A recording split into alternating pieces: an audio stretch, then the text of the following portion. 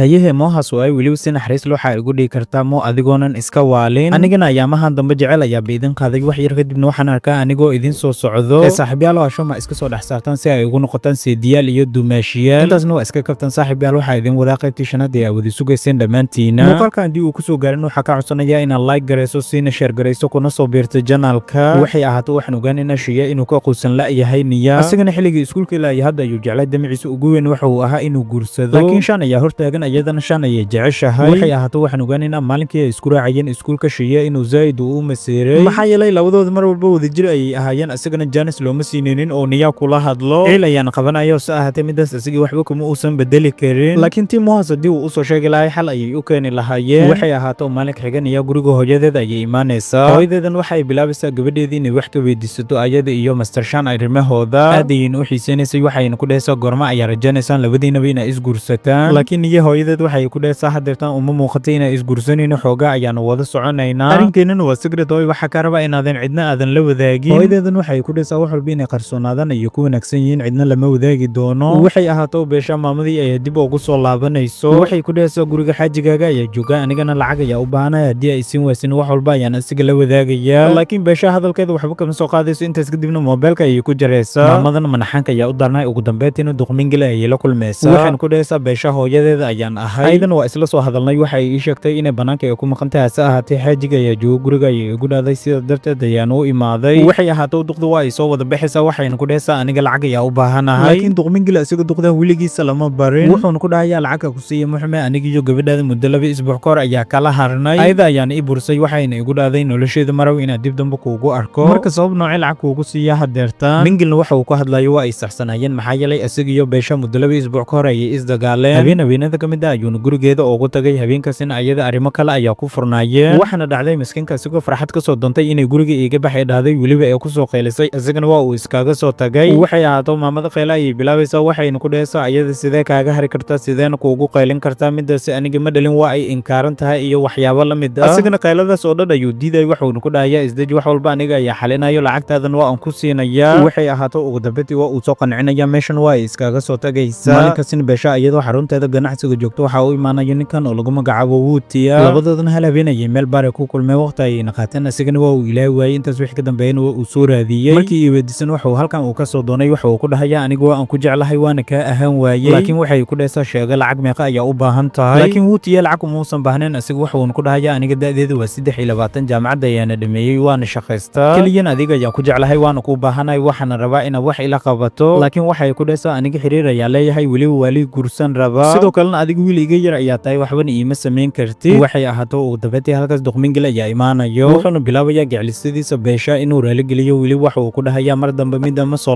laabanayso waxay ahaato beesha midaas waa ay ka aqbalaysaa waxayna ku dhehaysaa waxa rabaa midan inay dib dambe aysan u soo laabanin mingilna waxa uu baahan in soo diyaariyey intaas wixii ka dambeeyana faraanta ayuu u soo bixinaya wuxuuna ku dhahayaa aniga waxa rabaa inaan ku guursado wuxuuna ka ballan qaadayaa mar haddii uu guursado inuusan guri uu ka bixi doonin keliyana ay ku noolaan doonaan lacagaha uu shaqaystay waxay ahaataaba habeenka xiganaya master shan ayay hadiyad u keenaysaa hadiidaasin wax kalema aysan ahayn waxa uu ahaa wax udgoon badan weliba maskaxda ayuu u ronay waxayna ku dhehaysaa sida ugu dhaqsiyaa badan ayuu hurdo kaaga keenaya master shan midaas waa uu aaminaya maalinka xigana beesha iyadoo joogta xarunteeda shaqada lablaba ayaa qabanayso xigeenkeeda ayaana ku dhahayo adiga uur miyaa leedahay laakiin hadalkaas marka uu afkiis ka soo baxay beesha aad ayuu u naxday welwel ayaana soo food saartay isbitaal ayayna imaanaysaa waxayna ogaanaysaa uurka inay leedahay uurkaasina mingil uma uusan yeelin ee waxa u yeelay wuutiya waxay ahaato beesha damaceedu waxa uu ahaa uurkaasi inay iska soo haaqdo laakiin goobtaas mingil ayaa imaanayo wuxuuna weydiinayaa sababta ay iskaga soo haaqayso uurka uu asaga leeyahay aydan waxay ku dhehaysaa aniga hadeertaan dhayla ayaa ahay maraba inaa uur qaado weliba aan fool xumaado adigana hal gabar ayaa haysataa hashaasi ayaana kaa badan laakiin wuxuusan ogeyn inuu asiga lahayn uurka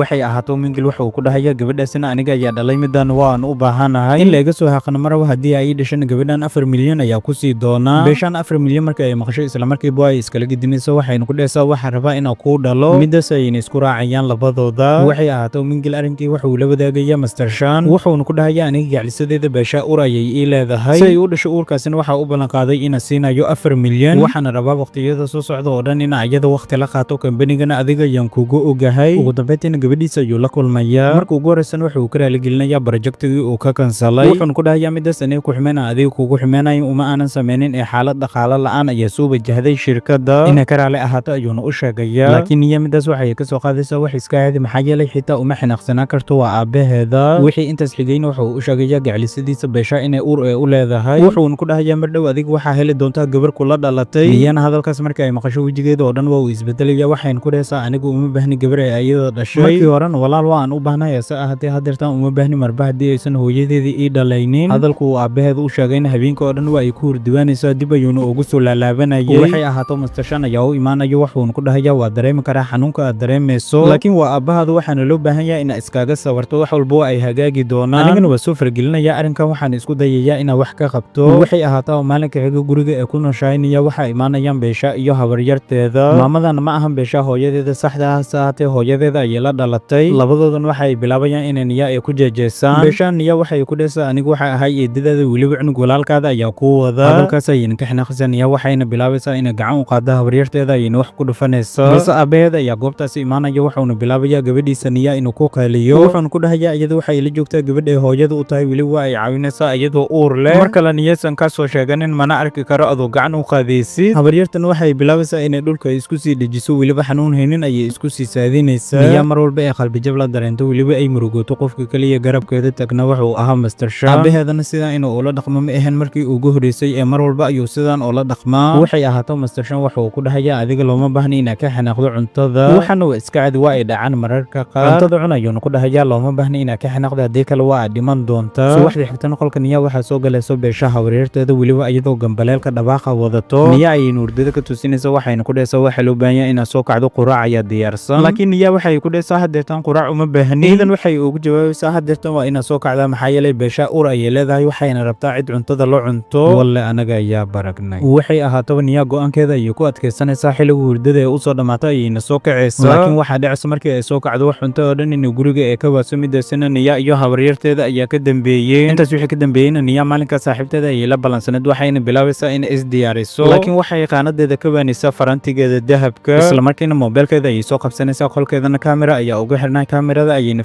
fiirinaysaa. intaas kadib waxay arkaysaa beesha habaryarteeda oo qolkeeda soo galayso weliba farantigeeda qaadanayso. waa ayna u tagaysaa gacanta ayayna kasoo qabanaysaa. waxayna ku dhahaysaa nakeen saldhigga booliiska ayaan aadayna waana kusoo dacweynaya. laakiin banaanka markay u soo bixiso beesha ayaa ka hor imaanayso. waxayna ku dhahaysaa habaryartaadu waa tuug farantigeyga dahabka ayay xaday. anigana waxaa rabaa saldhigga booliiska inaa geeyo. hase ahaatee intay halkaasi ay ku murmaayeen beesha si kas ah ayay jaranjarada iskaga tuuraysaa. taasina waxay u aragtay inay tahay fursadda ugu muhiimsaneed ee ilmahan laga soo haaqi karo. si degdegaana meesha waxaa ku imaanayeen duqmingil iyo Mr. Shan. niya aabaheedan waxaa laga dhaadhicinaya gabadhiisa inay jaranjarada ee kasoo tuurtay. intaas wixii ka dambeeyeen asiga gabadhiisa ayuu ku qaylinaya weli waa uu dharbaaxaya. ugu dambeyntiina beesha isbitaal ayaa la keenaya. hase ahaatee waxaan ogaanaynaa ilmaha in laga soo haaqin oo la badbaadiyey. mingilna waa uu raaligelinaya. wuxuuna ka raaligelinaya waxay gabadhiisa ee ku samaysay. beesha habaryarteedan waxay ku dhahaysaa gabadheeda ayada ayaa nasiib badan ma ahe xilligan waa ay geeriyoon lahayd. waxay ahaato wuxuu ku dhahayaa naga raali ahaada. wuxuuna u sheegayaa qaladkan ee gashay in qaabteeda inuu marsiin doono. niyana habeenkaas hooyadeeda ayay u imaanaysaa. wax walba siday u jiraan ayayna la wadaagaysaa. aadan aad ayay u welwelsaneyd. hase ahaatee hooyadeeda waxay ku dhahaysaa adiga hawelwelin waa ay fiicnaanaysaa ayada. ugu dambeyntiina aabaheeda ayaa hooyadeeda soo wacaya. wuxuuna u sheegayaa niya guriga inaysan dib dambe aysan ugu soo laaban karin. wuxuuna ku dhahayaa adiga sidaa uga baxday ayayna iyada ugu baxday dib dambena uguma arki karin. midaasina arrin aad loogu xumaado ayay ahayd. laakiin hooyadeed waxay u sheegaysaa wax walba inay ku sawarto adduunkana ee ka dhacaan. waxay ahaato ugu dambeyntii guriga niya hooyadeeda Mr. Shan ayaa imaanayo. waxaana lala wadaagaya duqmingil waxa uu sameeyey weliba go'aanka uu soo jeediyey. laakiin waxaa dhacayso isla maalinka ku xigtay baniya iyo Mr. Shan inay guri weyn ay qabsadaan. weliba gurigaas ay ku nool yihiin labadooda oo keliya. niyana Mr. Shan waxay ku dhahaysaa guriga ilmaha adhalna oo keliya iska daayay xitaa ayayaashin iyo awowayaashin waa ay noolaan karaan. mahaas xitaa jayna waa keeni kartaa. isagana qol uu jifto waa u heleenaa. habeelatiin kadibna quraacdii subaxdii dooli duwan ayaa ii keenaysan soo ma ahan. waxay ahaato niya waxa soo wacayo shinye. laakiin taleefanka waxaa ka qabanaya Mr. Shan. wuxuuna ku dhahayaa niyo adiga gabadhan ma iskaga hartid. moobeelkan waa uu ku jiraya. hase ahaatee isagana taleefankiisa gabar kale ayaa soo wacayso. niyan waxay ku dhahaysaa aniga wakiiga sidaas ayaa u gashay adigana mala hadli kartid. waxay ahaato ugu dambeyntii Mr. Shan beesha ayuu la kulmaya. wuxuuna ku dhahayaa waa ku faraxsanaa inaa uur leedahay waana kaaga hambalyaanaya midaasi. laakiin waxaa kala fahmi la'ahay uurka adeerkayga miyaa iskale mise wuutiya. Mr. Shan dabagal fara badan uu sameeyey. wuxuu soo ogaaday uurka inuu leeyahay wuutiya. wuxuuna ku dhahayaa wax walba ay iska muuqdaan waxaana wanaagsan inaad dibadda soo dhigtid. haddii kale xil xun ayaa soo wada bixi doonta. intaas wixii ka dambeeyeyna labadooda waa ay soo kala tagayaan. beeshaan waxay imaanaysaa meel ay waqti ku qaadato. laakiin waxaan ogaanaynaa hadallada uu ku dhahayay Mr. Shan inuu saameyn uu ku yeeshtay. maalinka xigan Mr. Shan iyo niya iyagoo meel u socdaan. qof ayaa soo wacay. wuxuuna u sheegayaa xaalad degdeg ah inay jirto. Mr. Shan meesha uu kusoo tagaya. hase ahaatee niya kama daba harays waxayna go'aansanaysaa inay soo ogaato waxaan waxa ay yihiin. waxay ahaato ugu dambeyntii waxa uu imaanayaa meel isbitaal ayadan waxay isweydiinaysaa halkan waxa uu ka soo doonay hooyadiis ayuuna la kulmaya waxayna isdhehaysaa maamadan yay tahay maxaana kala dhexeeya Master Shan. Niyana ugu dambeyntii hooyadeeda ay dib ugu soo laabanaysaa waxayna ku codsanaysaa arrimaha Master Shan qoyskiisa inay waxay aaga sheegto waxayna ku dhehaysaa asiga aabiis waa uu geeriyooday hooyadiisana iyadoo xanuunsan ayaa igu dambeysay asigana waa wiil aad u wanaagsan waxaa kaa codsanaya inaadan ka fogaanin gabadheedii. waxay ahaato maalinkaas ugu dambeyntii Niya waxay imaanaysaa isbitaalkii ay joogtay Master Shan hooyadiisa weliba labadooda waa ay kulmayaan hadalka ayayna aaga hormaraysaa waxayna ku dhehaysaa halkan ma waxa u imaaday hooyadeeda oo xanuunsan asigana ha ayuu ku dhahayaa hooyadeeda ayaa halkan ku jirto markii horan inuu u sheego ma uusan rabin hase ahaatee waa uu ku khasbanaaday. waxay ahaato Master Shan waxaa loo soo sheegaya hooyadiisa inay maqan tahay weliba la waasan yahay laakiin nasiib wanaag waxaa gacanta ku dhigaya duqmingil baabuurkiisa ayuuna saaranayaa wuxuuna arkayaa Master Shan uu hooyadiisa raadinayo hase ahaatee lama hadlayo waa uuna ka tagayaa. Master Shan waayitaanka la waayo hooyadiis welwel ayay ku qabanaysaa balse Niya ayaa qalbiga u dejinaysa waxayna ku dhehaysaa iyada waa la heli doonaa weliba halkan ayay dib ugu soo laaban doontaa. Master Shan Niya wuxuu ku dhahayaa anigu hooyadeed waxay sidaa noqotay anigoo 5 sano jiro intan oo dhan waan iskaga faraxsanahay haddii baan aragtideeda arkayo hase ahaatee aad ayaan aagu xumahay maanta inay iga fogaato balse waxay ahaato ugu dambeyntii Master Shan waa la soo wacaya waxaana loo sheegaya hooyadiisa in la helay midaasina aad ayuu ugu farxaya asiga iyo Niyana waxay bilaabayaan inay ka taxadiraan. muuqaalkeena qaybtii shanaadna halkan ayay noogu egtahay isku day muuqaalka